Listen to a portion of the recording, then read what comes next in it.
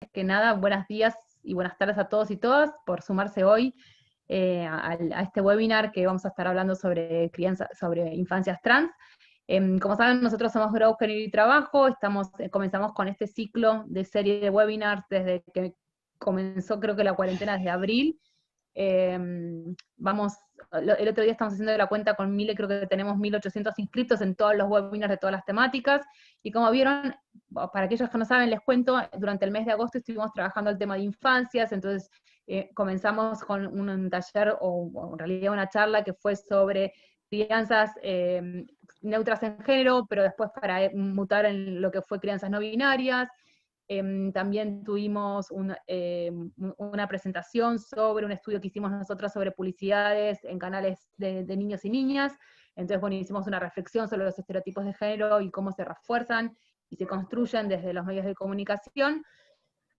Bueno, hoy vamos a estar con Giselle de Infancias Trans, que va a ser como un diálogo entre Milena de Grow y Giselle. Y después, para terminar, este jueves les aviso a aquellos que les interesen, vamos a tener otro webinar específico sobre la ESI, sobre educación sexual integral. Así que, si todavía no se anotaron, se pueden anotar para que les llegue la información.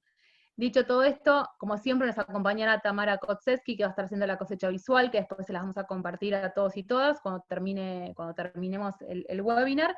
Y bueno, y lo estamos grabando y va a estar en nuestro canal de YouTube después disponible para que aquellos si se tienen que ir antes o si lo quieren compartir a alguien también va a estar ahí disponible. Así que muchísimas gracias por sumarse y los dejo con Mile, que hace la presentación de Gise y empiezan con su diálogo. Dale, buenísimo. Bueno, como dijo Georgie, hoy tenemos a Giselle Gómez de Infancias Libres, la Asociación Civil Infancias Libres, y bueno, queríamos invitarla a que nos cuente un poco sobre qué hace la asociación, cómo nació y cuál es el trabajo que vienen haciendo específicamente con infancias trans. Pero específicamente con infancias trans, pero para pensar estos nuevos paradigmas de crianza también en general. Ahora les pasamos por el chat el link para inscribirse, por si alguien no se inscribió todavía y quiere participar del webinar del jueves, que como dijo Georgie va a ser específicamente sobre la ESI. Giselle, si querés, te dejo la palabra, si querés contarnos un poco de vos y contanos de la asociación, cómo nace y cuál es el trabajo que vienen haciendo. Bueno, hola a todes, todas y todos que están ahí. Mi nombre es Giselle Gómez, bueno, como me presentaron, soy subsecretaria de la Asociación Civil Infancias Libres. Esta organización nace de la mano de Gabriela Mancilla, pensada y concretada, justamente es la presidenta de nuestra asociación. Gabriela, para quienes no conocen, es la mamá de Luana, la primera niña trans en el mundo que obtuvo su DNI, que refleja su identidad de género y que el Estado reconoce a través de la Ley de Identidad de Género, que es la 26.743 de acá de Argentina. Gabriela empezó esta lucha en el año 2013, ¿sí? O desde que escuchó a su hija, en realidad, que le dijo yo nena, yo princesa, y ahí empieza de alguna manera a poder también, ¿no? Sin herramientas, ignorando sobre la temática, porque nunca antes se había hablado sobre infancias trans y travestis acá en el país. Empieza ese camino de lucha y se concreta en el año 2017, ¿sí? Con la formación de este espacio. ¿Por qué nace Infancias Libres? Justamente por esta falta de información que hay en todas las instituciones a donde las familias acudimos, cuando no entendemos qué es lo que sucede con nuestros hijos, hijas e hijes, y de alguna manera esta mamá nos viene a dar esa respuesta que el Estado o ninguna institución estatal nos ha podido dar. Gabriela escribió su primer libro, que es Yo nena, yo princesa, relatando esta historia de Luana, y ahí es como un montón de familias investigando justamente para entender qué era lo que pasaba con nuestras hijas, encontramos y nos vimos identificadas en esa historia. Es así como se empieza a contactar de alguna manera con la compañera Gabriela, y había que hacer algo. Digo, había que empezar a trabajar, había que empezar a visibilizar todo eso que no estaba visibilizado. Y así nace Infancias Libres en el 2017. Y a partir de allí entendimos que la mirada no tenía que estar sobre estas niñeces trans y travestis, sino ponerlas sobre esa sociedad que no escucha, que no acompaña, ¿no? Sobre esas instituciones que no saben cómo abordarlo, y también problematizando, ¿no? ¿Por qué se conocen algunas cosas o por qué se desconocen otras, ¿no? ¿A qué intencionalidad hay ahí de conocer y de desconocer ciertas cosas? Y bueno, es así como arranca Infancias Libres. Infancias Libres tiene hoy un trabajo muy, muy arduo, porque no es solamente acompañar a nuestros hijos en lo cotidiano, sino también es poder pensar y poder crear esas herramientas que no existen, ¿no? Porque a donde vayamos hay un faltante de herramientas, de información, de acompañamiento.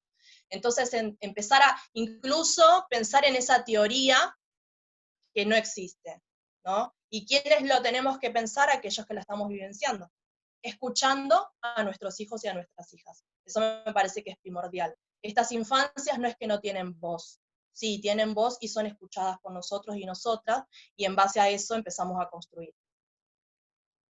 No sé si respondí a tu pregunta. Sí, sí, sí, total. Y contanos un poco, nosotras cuando charlamos me contabas sobre el trabajo que hacen con las familias, cómo son las realidades de estas familias con las cuales trabaja la organización. Entonces, si querés contarnos un poco de eso y qué herramientas, qué aprendizajes promueven con las familias con las que trabajan, digamos, como todo este trabajo de ponerle nombre a las experiencias, ¿no? Como decías que la asociación surgió a partir de la experiencia de Luana, y me parece que está buenísimo este trabajo que hacen. Entonces, si querés contarnos un poco más sobre cómo es ese trabajo, cómo funciona con las familias, cuáles son los desafíos que encuentran, o cuáles son los puntos más interesantes para vos en ese trabajo que hacen.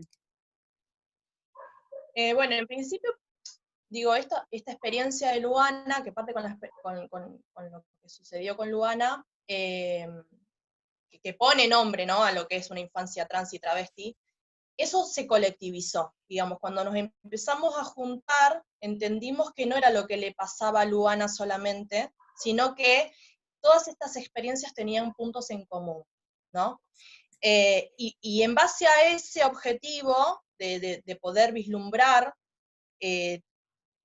lo común y las problemáticas que tenemos entre todas las familias, trabaja Infancias Libres. Por ejemplo, se le brinda un espacio a estas niñeces que nunca antes en la historia, niñeces trans y travestis, que no significa que no existieron, ¿no? Porque las personas trans adultas también tuvieron una niñez. El tema es que fueron acalladas, ¿no?, reprimidas, expulsadas de sus hogares, porque el primer lugar de expulsión para una persona trans es el hogar. Pero acá, por ejemplo, en Infancias Libres, de alguna manera, estas familias venimos a romper ese primer lugar de expulsión, y estos niños tienen el acceso a la representación con la par, ¿no? Poder verse reflejado y reflejada y sentirse que no son los únicos y las únicas. Nosotros ahora, por el tema del aislamiento, lo estamos haciendo de manera virtual, pero nuestra modalidad de trabajo es juntarnos en jornadas que se dan cada 3 semanas, ¿sí?, aproximadamente una vez al mes, a veces 2 veces al mes, donde se trabaja de manera simultánea un taller para niñeces pequeñitas, que hoy tienen desde 6 años, pero han ingresado antes de cumplir los 4 en Infancias Libres. Luego, ¿qué se trabaja? ¿Qué cosa ahí, no? El poder habilitarles ese tercer lugar.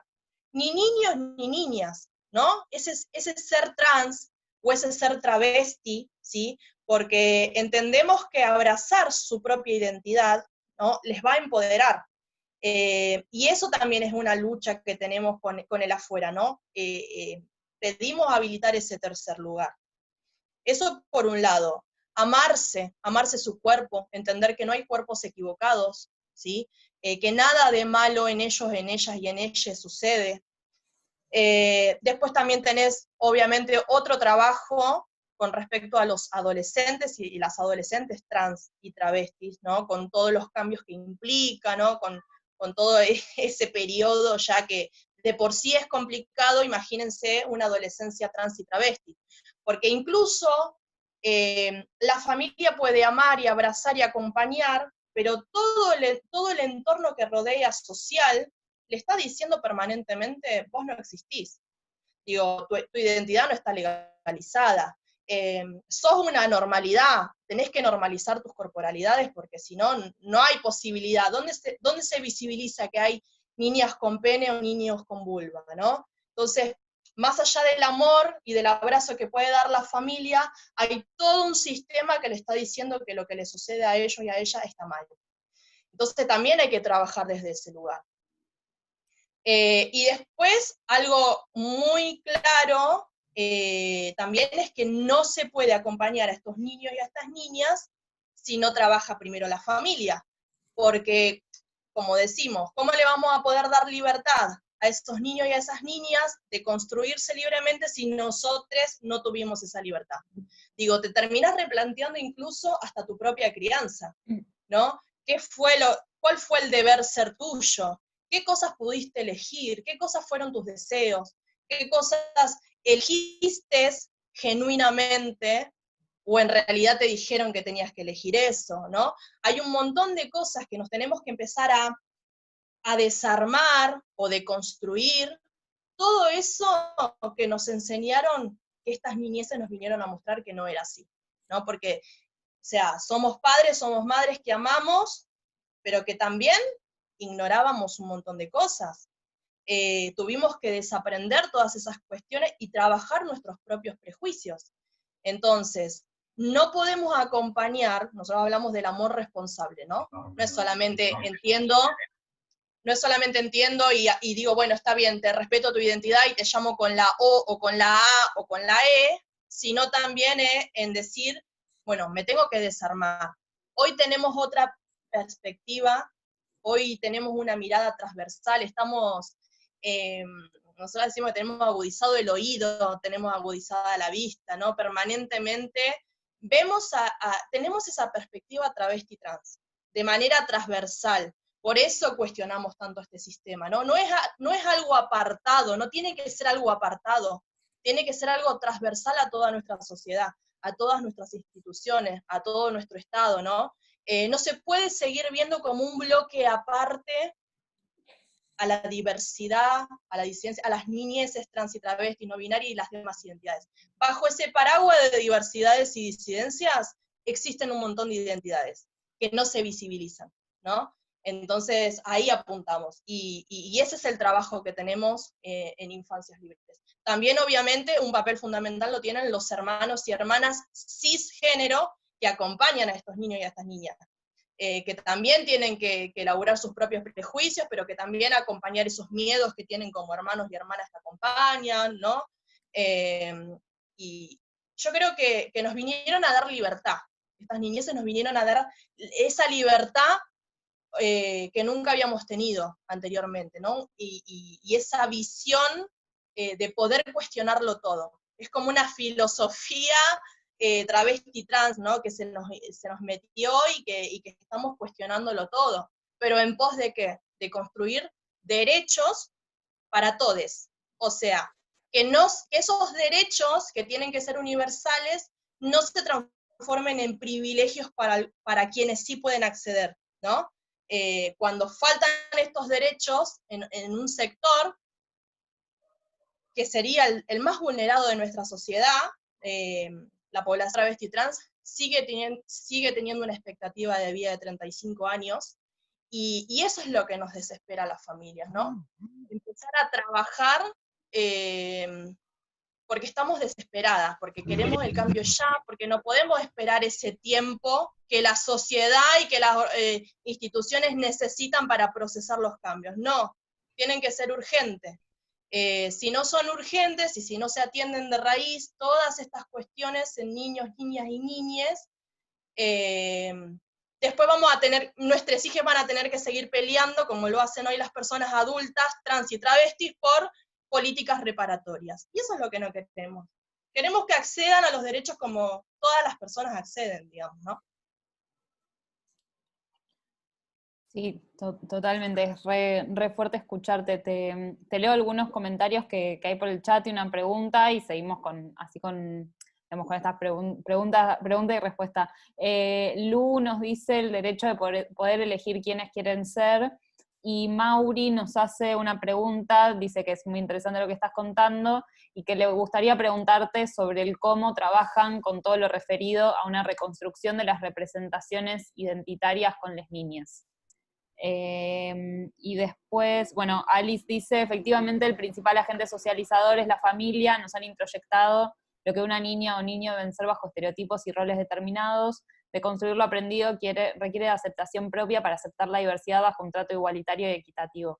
Entonces creo que está buenísimo esto de, empezamos pensando en la familia, ahora después vamos a hablar sobre, bueno, qué falta desde el Estado, desde instituciones especialmente como la escuela, que juegan roles tan importantes en las infancias. Si querés terminamos con esta pregunta de Mauri sobre cómo trabajan con lo referido a la reconstrucción de las representaciones identitarias con las niñas.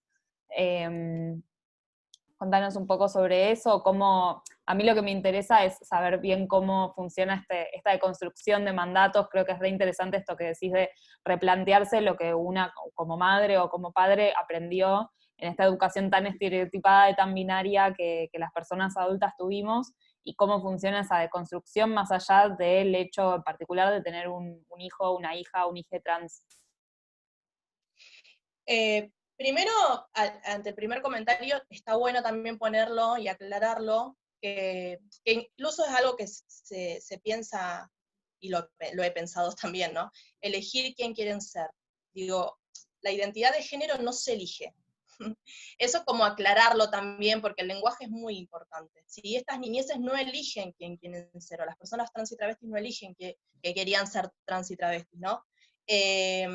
Son porque se sienten y porque se construyeron de esa manera. Cuando hablamos de identidad de género y se habla de la autopercepción, ¿no? Yo me autopercibo, en mi caso, ¿no? Femineidad, y soy cisgénero porque a mí se me asignó esa femineidad y yo me sentí identificada con esa femineidad. Está bueno poder decir que todas las personas nos autopercibimos, seas trans o seas cis, ¿no? Esas son categorías, y que también funciona con esto que veníamos hablando anteriormente. Desde antes de nacer una persona en una ecografía, por esa genitalidad, se le asigna o se le impone un género. Esa genitalidad está totalmente asociada en este sistema, ¿sí? Que es biologicista y que es binario, en dos casilleros. O sos varón o sos mujer. Y eso te lo va a dar el genital con el que vos naciste. Eso por un lado. Entonces, como replanteamos eso. Estas niñeces, digamos, no se sienten identificadas con ese género que se les impuso al nacer por ese genital con el que nacieron. Entonces, digo, lo aclaro porque muchas veces recaemos en el imaginario incluso social, cuando hablamos, son niñas que se sienten niños, o son niños que se sienten niñas y entonces eligieron ser, ¿no? Creo que la construcción de la identidad, nosotros siempre decimos que no tiene que ver ni con la corporalidad ni nada, ni con la genitalidad con la que nacieron, entonces eso me parece importante aclararlo. Eso por un lado. Ahora por el otro. Con respecto a cómo funciona esto de la deconstrucción, o esta nueva manera de construir una identidad, me parece que en primer lugar ponemos en jaque el adultocentrismo, ¿no? Esto de adulto, adulta sabe lo que ese niño o niña necesita, o ese adulto, adulta que dice lo que ese niño o niña tiene que hacer, ¿no? Como que nosotros adultos sabemos o tenemos el poder de decidir y tomar decisiones por esos niños, niñas, niñas. Entonces, en primer lugar ponemos en jaque ese adultocentrismo. Escuchamos, ¿sí? cuáles son estas, porque digo, las niñeces trans no tienen una problemática. Díganme si se me escucha porque se me tildó la imagen, perdón. Se escucha bien, ¿eh? ¿Vos nos escuchás? Listo, te perfecto, escuchamos bien. porque Sí, se me congeló la imagen. A veces pasa. Sí, escucho, pero no, se me tildó la... Perfecto. No, perfecto. Digo, quizás estoy hablando y nadie me está escuchando. bueno, venía con este tema empezamos a habilitar esa escucha con estos niños, niñas y niñes, poder ver qué es lo que les preocupa, ¿no? Porque, digo, ser trans, ser una niñez trans o travesti no tiene ningún tipo de problemática, por eso nosotros siempre damos vuelta esa mirada, ¿no?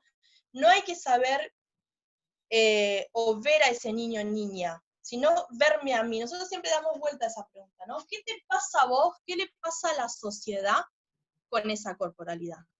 ¿Qué te pasa a vos con esa identidad travesti trans, ¿no?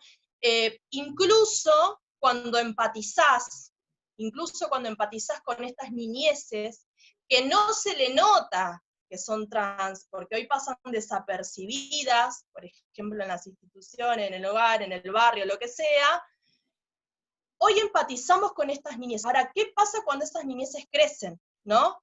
¿Cuál es la reacción social? Por ejemplo, una travesti que está siendo prostituida en una esquina, ¿no?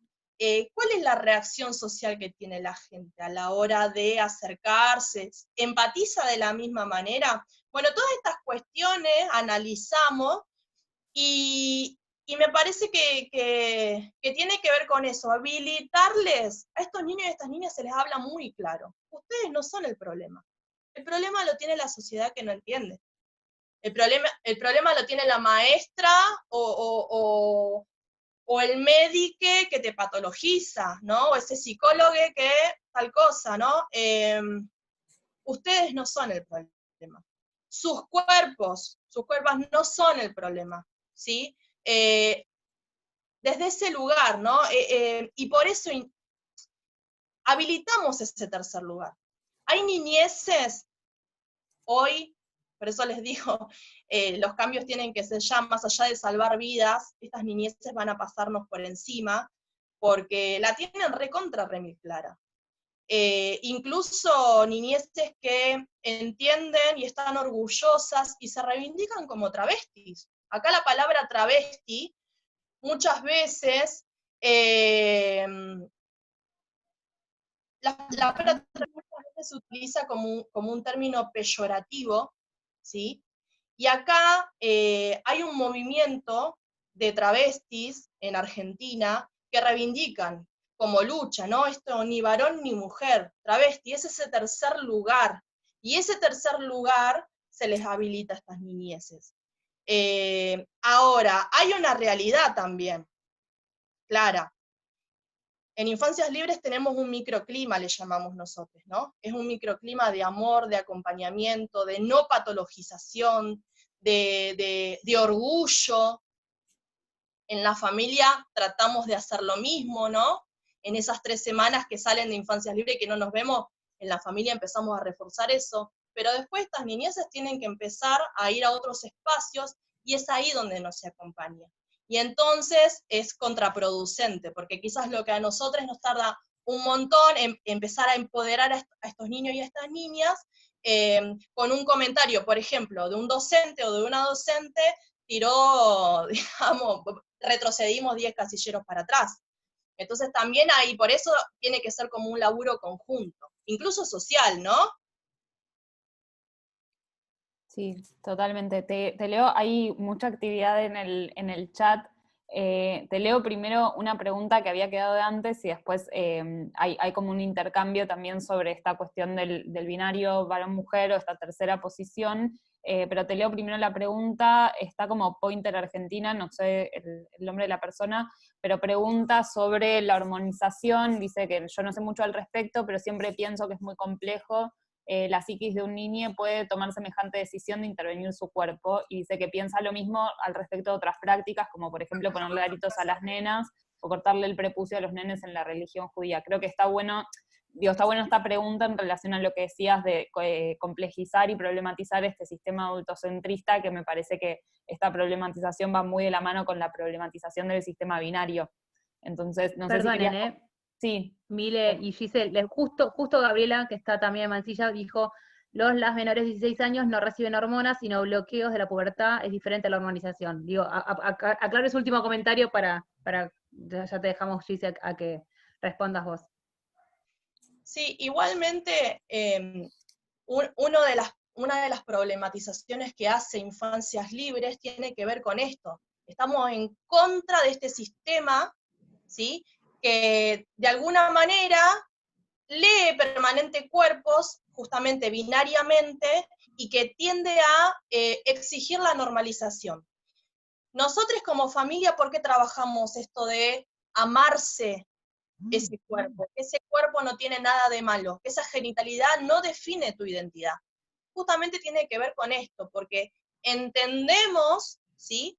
Que se les entrega a estos niños y estas niñas al sistema de salud sanos y sanas, y que eso puede traer problemas, o sea, no hay estudios que nos puedan dejar tranquilas a las familias que si les entregamos a nuestros hijos y a nuestras hijas para, entre comillas, normalizar esas corporalidades,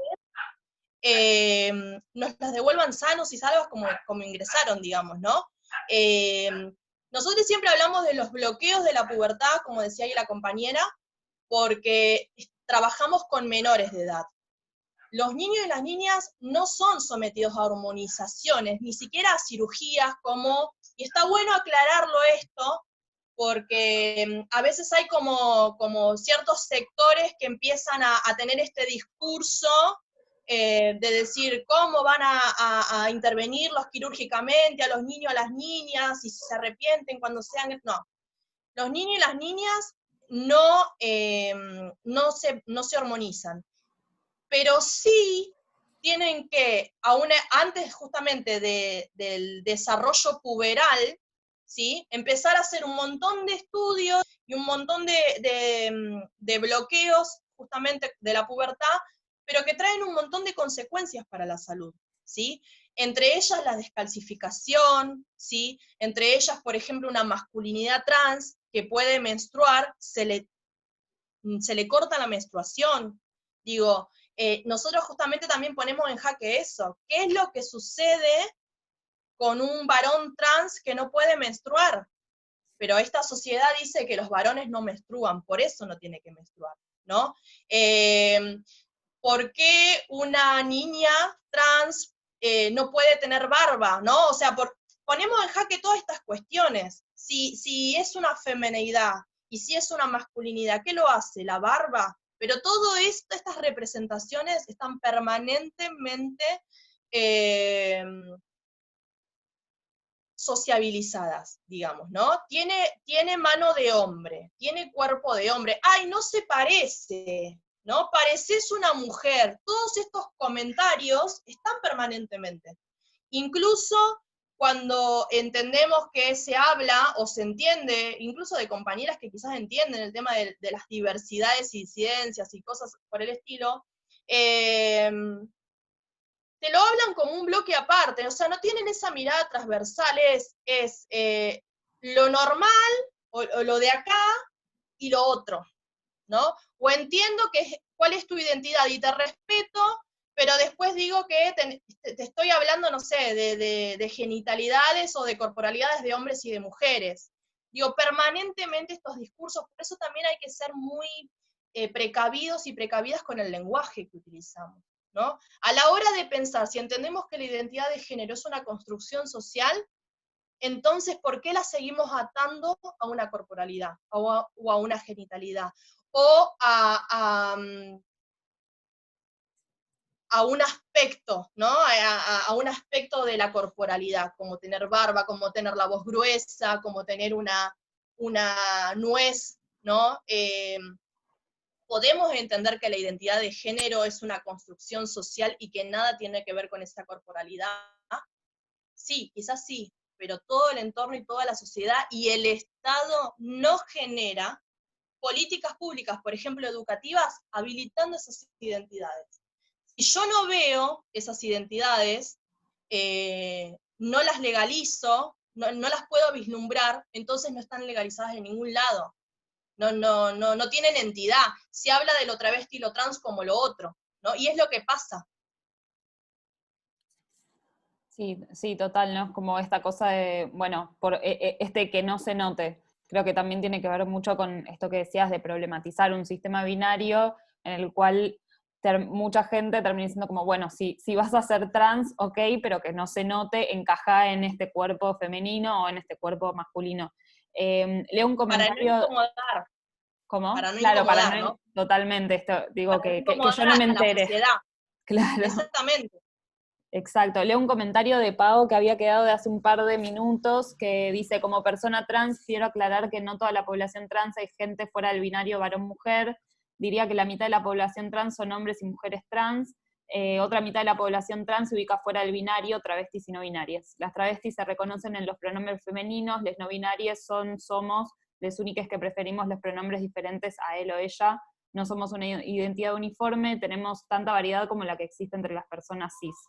Y bueno, Gabriela le respondía esto de infancias y adolescencias, no de personas adultas, y cómo estas nuevas niñeces son una nueva generación.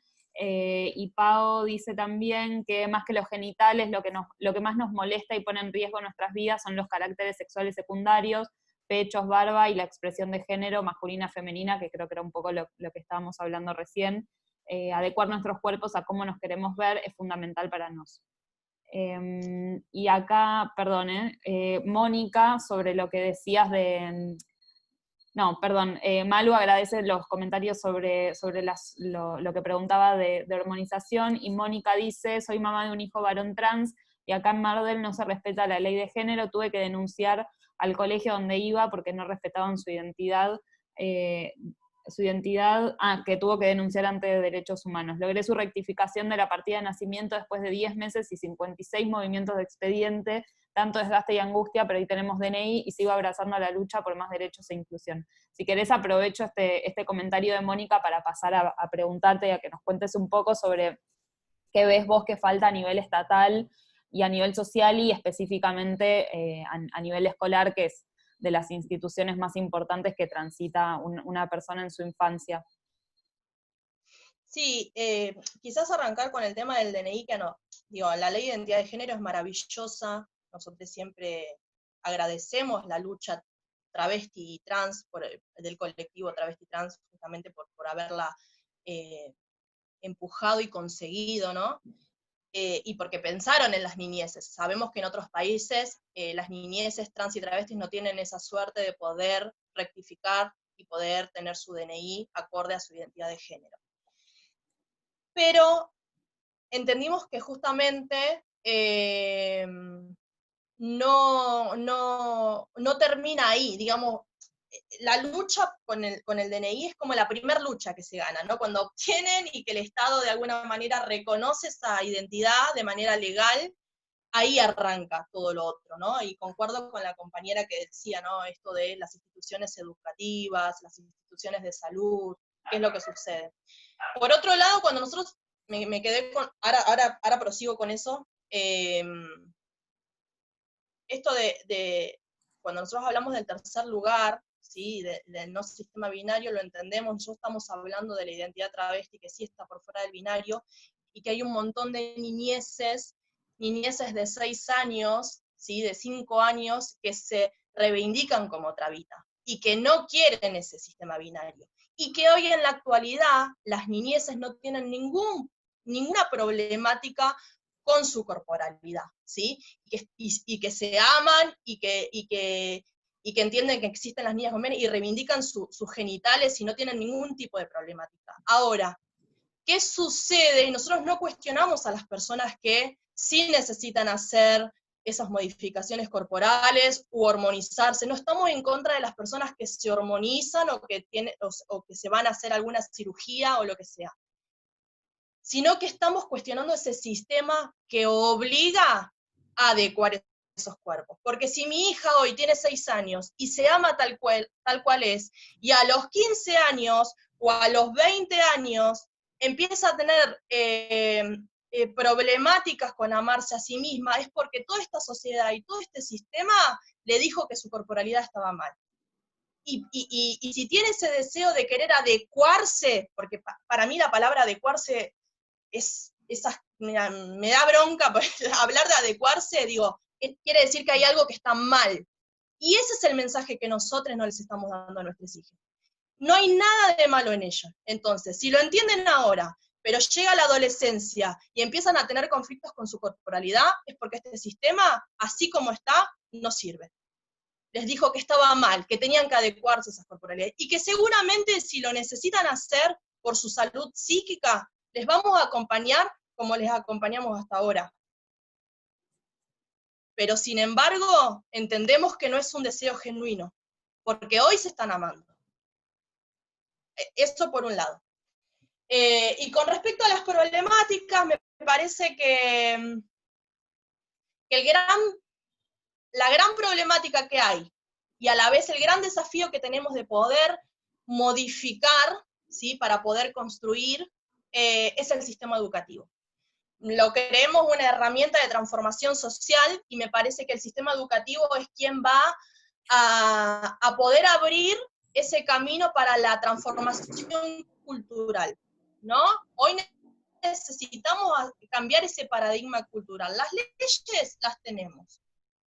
Falta esa visión cultural, ¿sí?, como sociedad, y me parece que el sistema educativo es quien tiene ese trabajo en sus manos para poder hacerlo. ¿Qué es lo que nosotros decimos en el sistema educativo?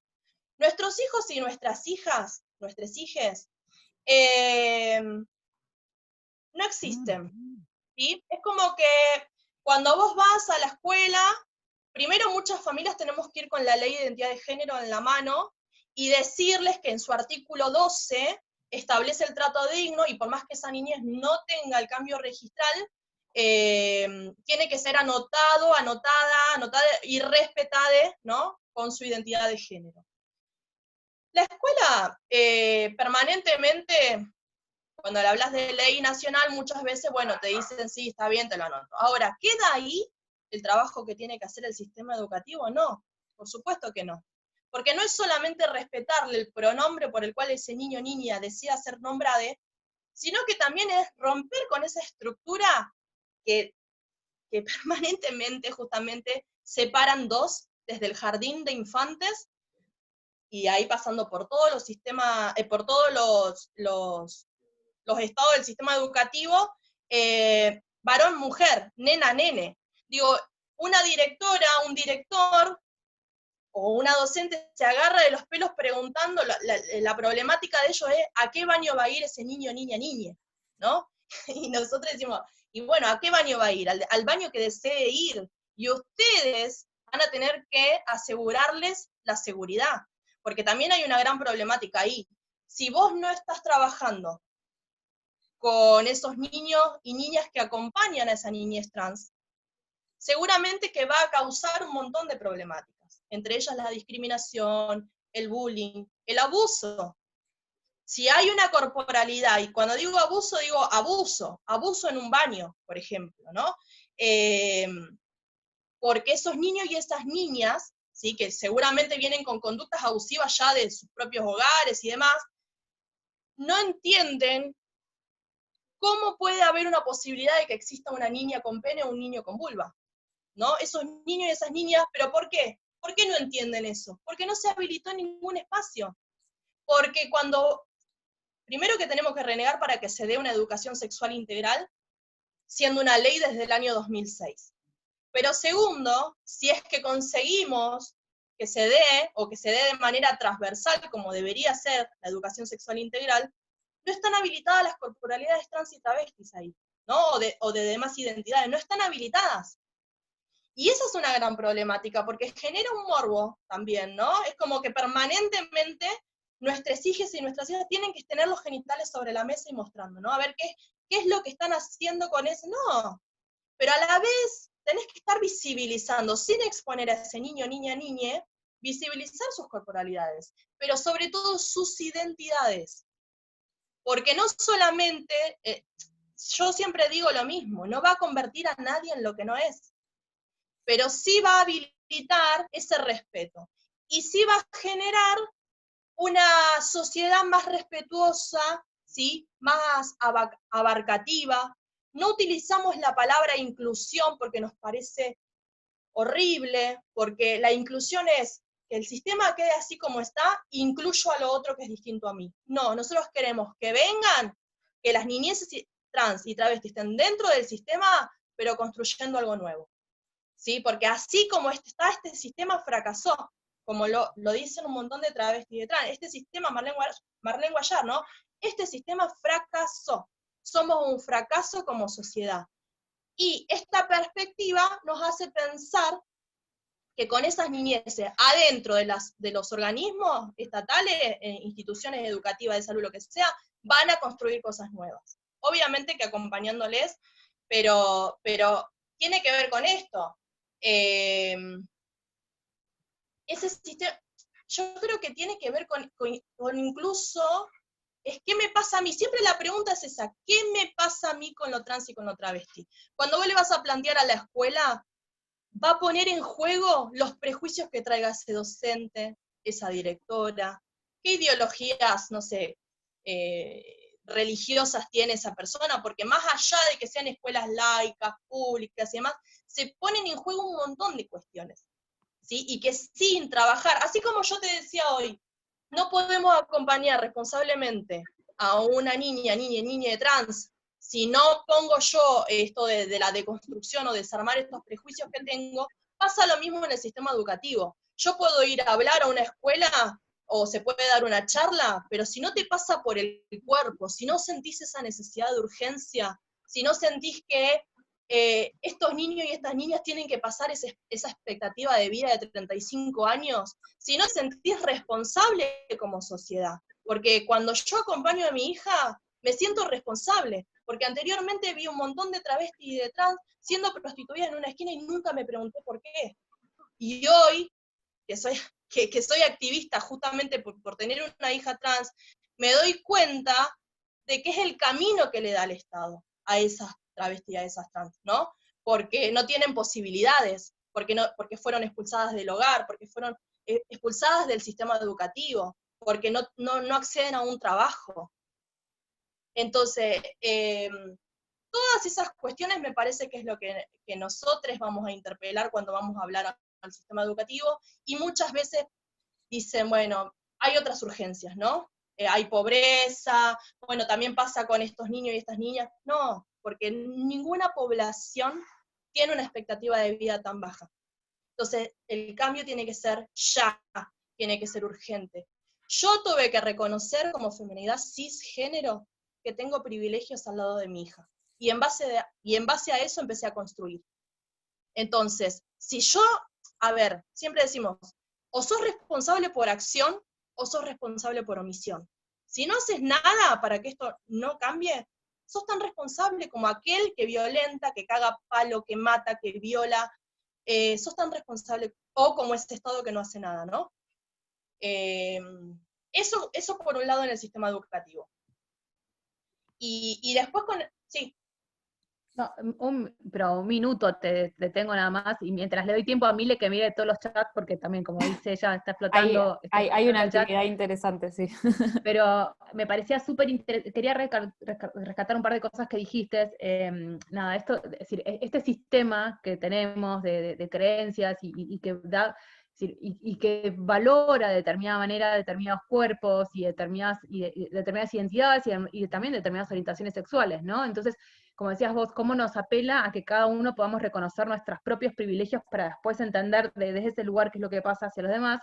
Y también me llamaba muchísimo la atención esto de la ceguera que hay en relación a, digo, en general en las infancias y los cuerpos de las infancias. Es decir, el 50% de las niñas no están es decir, no se sienten cómodas con su cuerpo. Una de las causas de muerte dentro de las mujeres, creo que no me acuerdo si es la quinta causa de muerte de mujeres, tiene que ver con trastornos alimenticios. Digo, y esto está totalmente relacionado a un sistema donde estamos incluidos. Igual es como decís vos, y esto de esta mirada interseccional, donde es decir, hoy las personas más vulnerables tienen que ver con las personas trans que llegan a una expectativa de vida de 35 años, ¿no? Cómo estas situaciones y vulnerabilidades terminan afectándoles en mayor medida.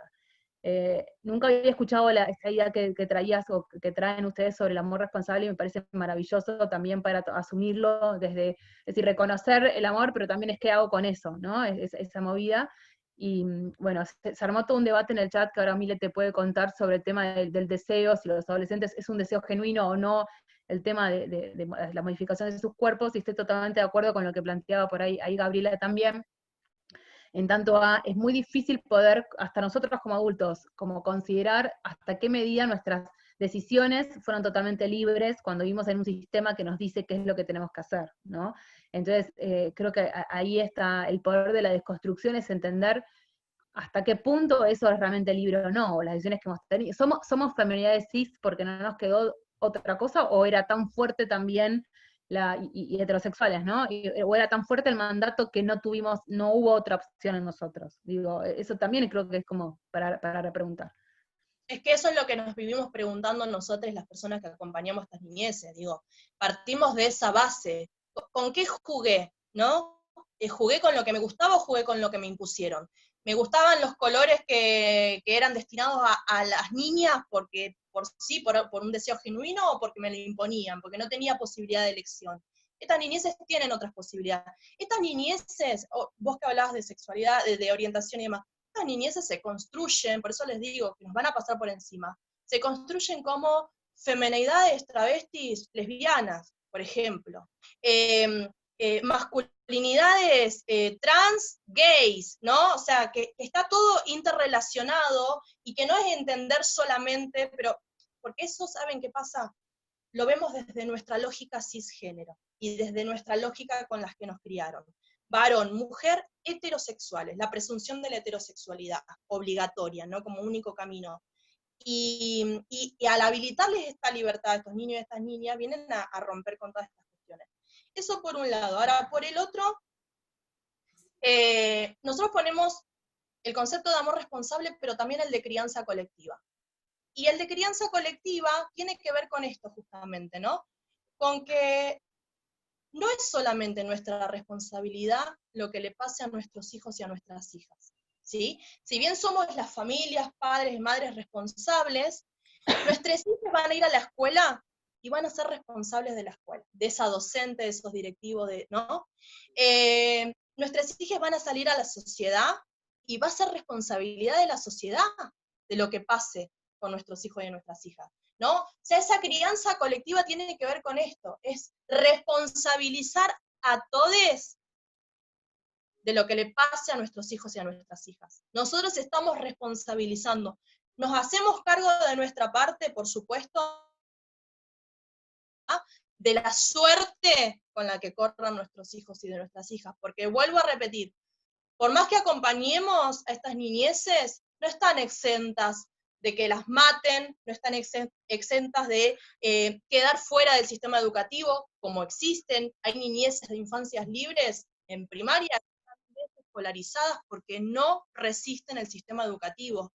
¿Y quién se hace responsable de esas cuestiones, no? Por eso digo, podemos tener las herramientas, podemos salir a luchar, pero hacemos responsable a todo ese entorno que rodea a estas infancias. Eso es la crianza colectiva. No, me corre frío, la verdad, cuando te escucho, es como súper fuerte el concepto y me parece que definitivamente deja sin opción más que transformar el sistema, y nada, eso me parece súper fuerte. Después te cuento que hay un montón de comentarios y es súper interesante el debate. No los voy a leer todos completos porque si no se hace largo, después igual te pasamos el chat para que los puedas leer tranqui. Pero bueno, había como un debate sobre si, al principio, sobre esta intervención en los cuerpos, si era una moda, por ejemplo, sobre todo con las adolescencias trans, y Gabriela respondía muy bien esto de que no es una moda, sino una necesidad. Hasta que no se intervenga este sistema ordenador, las infancias y adolescencias trans y travestis estarán obligadas a encajar, y eso es lo perjudicial. Cada persona es libre y se construye dentro de sus deseos, no es que estén buscando estética, sino que es mucho más profundo. Bien, después hay algunos comentarios también de Pau acordando con esto, y Joaquín preguntaba sobre si no era un deseo, si no podía ser un deseo genuino transformar su cuerpo. Traigo esto, quedó de hace un par de minutos, pero me parece que estaba interesante, y también Gabriela les respondía que con estereotipos preexistentes nada es libre, pero cada persona debe tener garantizada la libertad en su propia construcción. La lucha es derribar las categorías de género por las cuales se ordenan los cuerpos, la violencia hacia la corporalidad que desobedece es tremenda. Y acá después traía traían después esto de qué pasa también con los otros cuerpos, ¿no? Como decía Georgie, los trastornos alimenticios, las intervenciones según la belleza hegemónica, la gordofobia. Y leo un comentario de Jorge, que está en México, que me parece interesante también para poner esto en perspectiva latinoamericana, que siempre es interesante pensarlo así, bueno, que concuerda con Gabriela, y dice, aquí en México también se vela por romper el estereotipo de belleza hegemónica que cruza también a las personas trans y las orilla a buscar ese modelo. Desgraciadamente se tienen muchos... Ay, perdón, sí. No, digo, es que... Sí, perdona, porque se me cortó un poquito.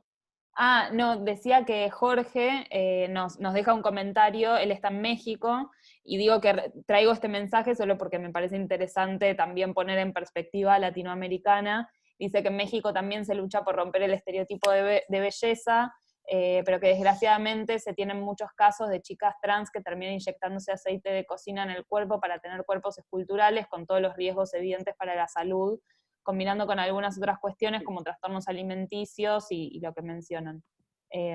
Como bueno, también me parece súper interesante para poner en relación esto que decís, en Argentina tenemos 2 leyes súper buenas, que son la Ley de Identidad de Género y la ESI, que nos ayudan con esto, pero tal vez el desafío acá lo tenemos más a nivel transformación cultural, transformación de, bueno, la docente que está a cargo de estas infancias, las personas directivas, la sociedad en general, los compañeros y las compañeras de estas infancias trans, y tal vez para cerrar, que era algo que habíamos charlado, es como, ¿qué pensás vos, o si querés decir alguna palabra para cerrar sobre este nuevo paradigma de crianza que también trasciende a todas las personas trans? Digo, me quedé pensando mucho en este rol de los hermanos y hermanas, o de los compañeros y compañeras de las infancias trans, que, digamos, como este nuevo paradigma de crianza que vaya más allá de los estereotipos, más allá del binarismo, más allá de la heterosexualidad presumida, que trasciende completamente a las personas, en particular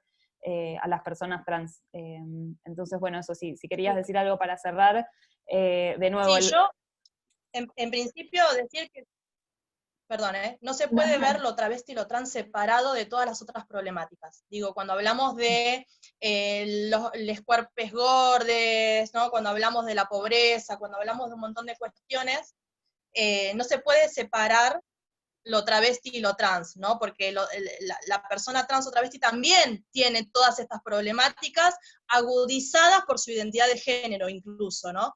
Eso por un lado. Por el otro lado, que me quedó, hay una activista que se llama Alexandra Luna, travesti, y dice, ¿no? Que para poder... ella hace referencia justamente a todas estas modificaciones corporales, ¿no? Y ella dice, ¿no? Si tengo el derecho, ¿no? a poder modificar mi cuerpo, también tengo derecho a no hacerlo. Y eso es a lo que vamos. Nosotros estamos diciendo, la ley de identidad de género establece en su artículo 11 todo este acceso integral a la salud. Y nosotras no renegamos de eso. Estamos de acuerdo que esos recursos tienen que estar para poder garantizarles a la población que lo necesita y lo quiere, que pueda acceder. Ahora, lo que estamos cuestionando es este sistema de salud, o este sistema en general, que a las niñeces trans les piden 2 cosas como manera obligatoria. Primero, el cambio de DNI, como algo urgente y obligatorio, ¿no? Cuando el artículo 12 dice que no hace falta un cambio de identidad en tu DNI, justamente porque igual hay que respetarte la identidad de género. Eso por un lado. Y el sistema de salud, lo primero que presume es que ese niño o niña va a tener que normalizar esa corporalidad. Entonces, eso es lo que cuestionamos. Y me quedo con esta palabra de Alexandra Luna, ¿no? Tengo ese derecho y lo puedo hacer, pero también tengo el derecho de decir que no. Y eso es lo que tiene que entender este sistema y esta sociedad. Tienen el derecho a decir que no y tienen que respetar, acompañar y empezar a visibilizar que existen otras corporalidades y que no definen la identidad. Con eso me quedo solamente. Y con respecto a lo de las nuevas crianzas, cuando vamos a hablar al sistema educativo, lo que decimos es esto. No es solamente por las niñeces trans y travestis, esto que estamos diciendo. Porque la ESI es maravillosa, pero la ESI necesita ser actualizada, ¿sí? Porque justamente cuando vos tenés resistencia, no podemos esperar a que los docentes tengan esa transformación cultural o los directivos, ¿no? Necesitamos que haya políticas públicas, ¿sí? Que el Estado, que el Ministerio de Educación de la Nación empiece a preparar material didáctico, áulico, recursos, como quieran llamarle, que pueda visibilizar esto, que tenga una perspectiva de géneros, diría yo, no perspectiva de género, de géneros, ¿sí?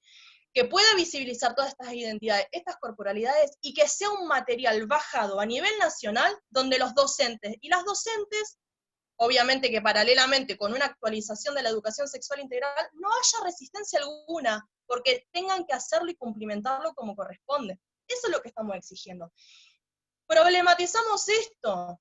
Las niñeces trans y travestis existen y son acompañadas por estas familias, muchas veces son acalladas por sus propias familias, porque no es que, o sea, por más que nosotros estemos acompañando, hay un montón de niñeces que todavía siguen siendo invisibilizadas, siguen siendo reprimidas hasta incluso en sus propios hogares.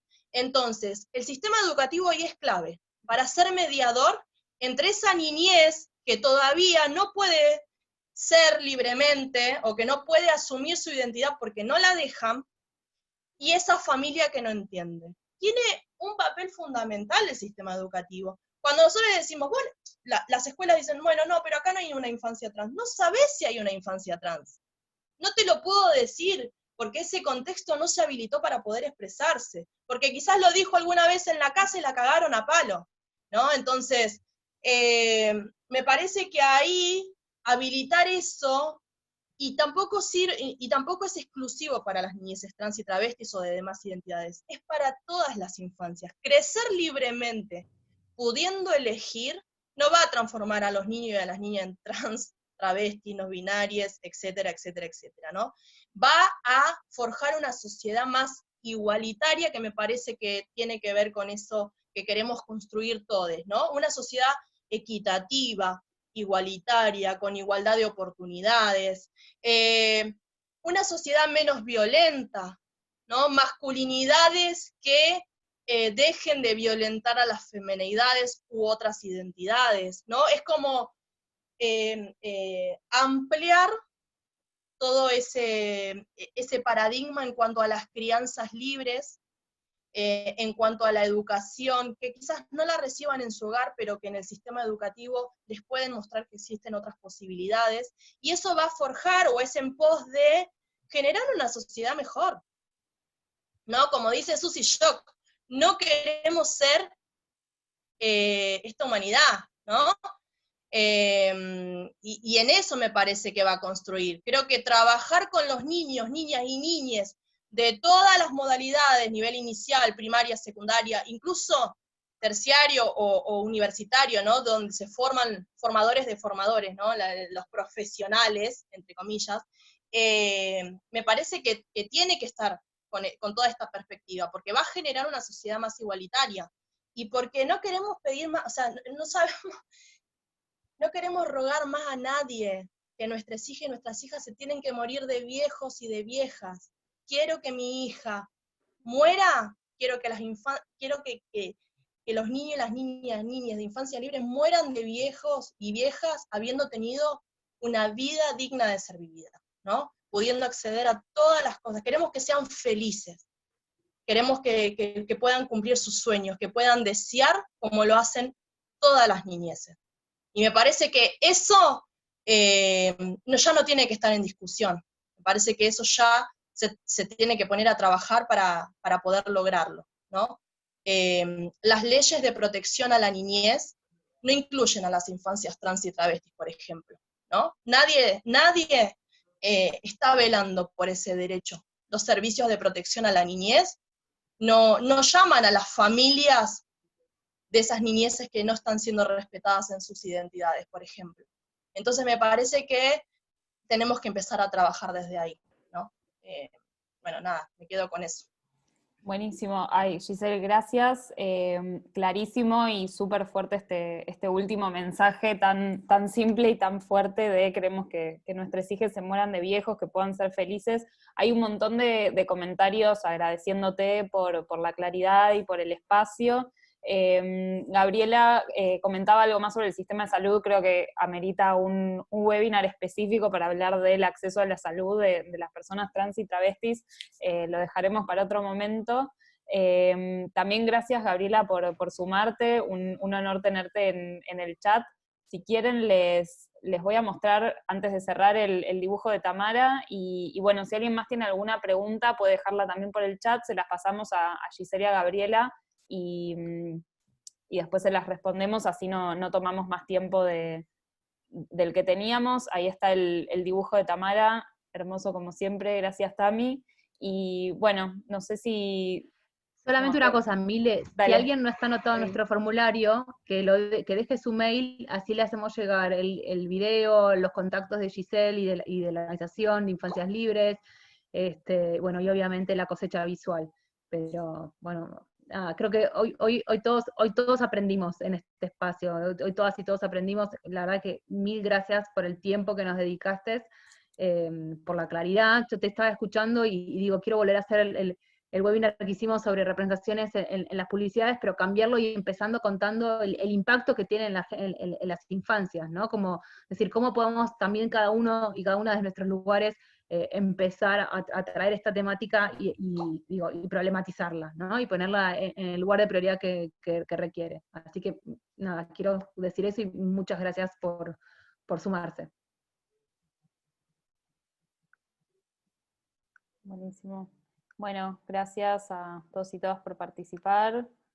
Y bueno, nos vemos el jueves, quienes quieran inscribirse para el de ESI, y seguimos en contacto.